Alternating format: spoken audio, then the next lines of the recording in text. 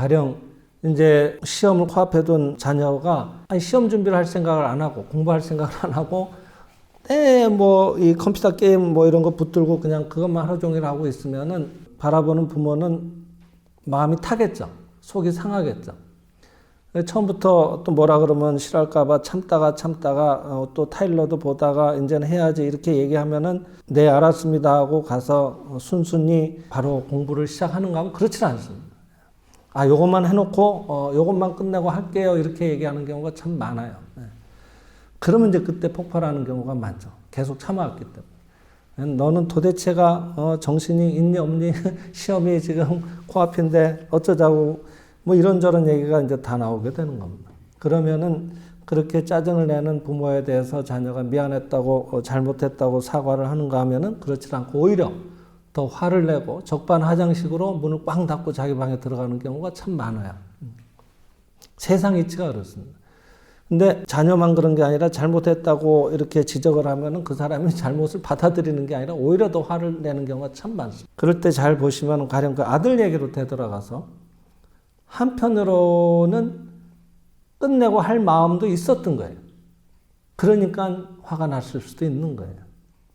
우리가 무슨 큰 일을 할 때는 예비 동작이라는 게 있어요. 이거는 굉장히 중요하고 앞으로 좀 계속 마음을 써서 쭉 해야 되는 일이니까 그 전에 몸을 좀 푼다든지 그죠? 뭐 쓸데없는 거 뭐 다른 걸 좀 뭐 정리도 해놓고 그러고 이제 해보자 이렇게 할 때가 많잖아요. 그냥 바로 그냥 대바람에 시작하는 경우보다는 예비 동작이 있다고요. 성인들도. 그러니까 그 자녀분도 시험이 마음에 부담이었던 거예요. 그래서 오늘 밤을 새서라도 이건 요거까지는 해야지 이런 마음을 결심하고 있었을지 몰라요. 근데 너무 그게 좀 부담스러우니까 좀 마음을 이렇게 추스리고 난 다음에 잠깐 마음을 이렇게 환기시키고 난 다음에 하려고 하는 생각이었을지도 모르는 거예요. 그러니까 나 요거만 끝내고 하려고 그랬는데 엄마가 나 그런 식으로 취급해서 나는 기분 나빠서 안 한다 뭐 이렇게 이제 어깃장을 부릴 수도 있다 이 말이죠. 그래서 우리가 걸리지 않는다는 것은 내 뜻대로 그렇게 되면 좋겠죠. 마음 먹은 대로. 그런데 그런 모습에도 걸리지 않은 채로 그 안에 그래도 그게 부담스러워서 해야 된다는 그런 심정의 어떤 압박감이 있어서 좀 예비 동작을 했구나. 그만큼 쟤도 시험을 마음을 많이 쓰고 있고 자기의 일을 해야 된다는 책임감이 있구나. 그렇네. 맞네. 그걸 내가 못 봐줬네. 그러면 빨리 가서 안아주고 그래. 아유 내가 몰라봤네. 그거 이제 하려고 안 그래도 좀 마음이 쓰여서 좀 쉬고 하려고 그랬던 모양이지. 그걸 내가 표현을 그렇게 해서 미안해요 하고 이렇게 안아주면은 아무 일들이 없었던 게 되는 거예요. 그리고 자녀도 정말 최선을 다해서 자기를 믿어주는 부모에게 보답하자는 그런 심정으로 최선을 다해서 공부에 매진할 가능성이 크다고 봐야겠죠. 그래서 이런 것들이 이제 우리가 현실에서 부딪히는 실질적인 문제인데 결국은 현실 생활 속에 어떻게 하면 더 완전한 건강, 집안의 대조화, 행복, 번영 이런 일들을 불러올 건가 하는 것은 그것을 불러들이는 데 마음 쓰는 것보다는 아니면 또 지금에 나타나 있는 강화 제목에서도 말씀드렸지만 병불행을 몰아내는 데 마음 쓸 것보다는 자연스럽게 있는 것이니까 그것은 본래에 갖추어진 것이니까 그것이 그대로 드러나올 수 있도록 내가 이 세계, 나타나온 세계에 마음이 끄달리지 않는 채로 잔잔한 호수의 수면과 같이 또는 맑은 거울과 같이 본래 완전한 모습이 그대로 비춰져 나올 수 있도록 마음에 이런 요철이나 이런 것들이 생기지 않게 하는 게 중요한데 그 방법은 방금 얘기 드린 대로 거기에 인상의 선택을 하지 않는다는 말이에요. 마음에 새기질 않는다는 말이에요. 받아들이되 걸리지 않는다는 말이에요. 그러면서 한편으로는 실상을 보는 걸 말해요. 109쪽에 이런 얘기를 하고 있어요.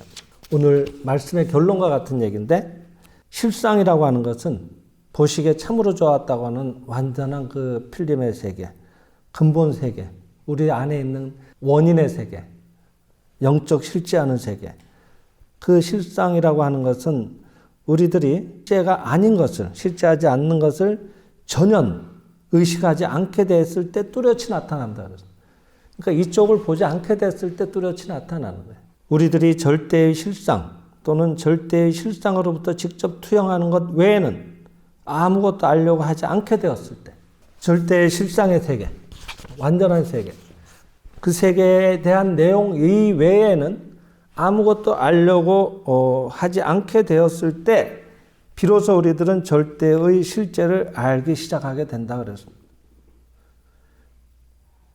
우리들은 오직 실상만을 정관하지 않으면 안 됩니다. 그러니까 이쪽에 대해서는 마음을 두지 않는 거예요. 이것은 뭔가 사라져가는 과정이고 일어났다는 것은 끝난 거예요. 마음의 세계에서. 그거 하나가 또 정리가 된 거예요. 내가 그렇게 봤던 일들이 끝나가고 있는 거라. 늘 얘기 드렸듯이 비가 지금 내리는 게 아니고 엊그제까지 모이고 쌓였던 수증기가 이제 오늘 이 시간에 비가 돼서 내리고 있는 거예요. 근데 우리는 지금 비가 온다고 하지만은 비는 그 전에 다 이미 준비가 되어 있었던 거예요. 그래서 비가 내리기 시작할 때 동시에 하늘은 개이기 시작하는 거예요. 비가 내리는 만큼으로 수증기는 옅어지지 않겠어요. 구름층도 얕아지고. 그러면은 점점 더 맑은 하늘이 다가오고 있다는 얘기죠. 그러니까 일이 일어났을 때 우리는 어떤 일이든지 기뻐하라는 얘기가 그래요. 어떤 일이든 감사하게 받아들이라. 끝난 일이니까 마음의 세계에서. 그러니까 잘된 일이라고. 그러니까 기뻐하고 그 다음에 이쪽의 세계를 완전한 세계를 마음으로 보는 거죠. 그래서 실상이 드러나오는 묘법 핵심은 이쪽에 일어나오는 일에 대해서 전혀 의식을 하지 않게 되는 것. 받아는 들이지만 거기 걸리지 않는 거예요. 그러니까 무심히 보는 거예요. 비판을 하지 않는 거예요. 그리고 항상 틈만 나면은 이 세계를 찬탄하는 연습을 해야 돼. 마음에서. 근데 이런 것은 어려워서 잘 모르겠고 이쪽에 공덕만을 바라고 이쪽을 열심히 주시하고 있으니까 변화가 없는 거예요. 흩어진 달 조각을 수면 위에 흩어진 보름달의 달 조각을 아무리 끼워 맞춰봐야 맞춰질 방법이 없다고. 끼워 맞추려고 대들면 대들수록 내 마음이 더 요동치고 있다는 얘기니까 그것을 붙들고 있다는 얘기니까 가령 예를 들면은 말썽을 피우는 어떤 상대, 가족이나 에 대해서 봐라 또 저런다 또 저런다. 내가 그렇게 얘기를 해도 전혀 들을 마음도 없고 저 사람은 안 바뀌어. 이렇게 내가 마음으로 정하고 있다고. 그럼 실제로 그 사람은 점점 더 그렇게 나타나는 거예요. 이게 책으로 보면 어려운 얘기지만 우리 일상생활하고 접목하면 이런 얘기가 된단 말이죠. 우리가 그런 실수를 늘 밥 먹듯이 하고 있거든요.